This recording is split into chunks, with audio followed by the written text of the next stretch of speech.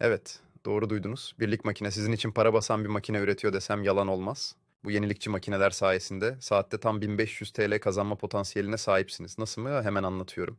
Bu makineler üretim verimliliğinizi inanılmaz derecede artırıyor. Düşünsenize normalde bir günde yapacağınız işi bir saatte bitiriyorsunuz. Bu da demek oluyor ki zamandan tasarruf ederken aynı zamanda daha fazla iş çıkarıyorsunuz. Peki ya kalite? Endişelenmeyin. Birlik makineleri kaliteden ödün vermeden çalışıyor.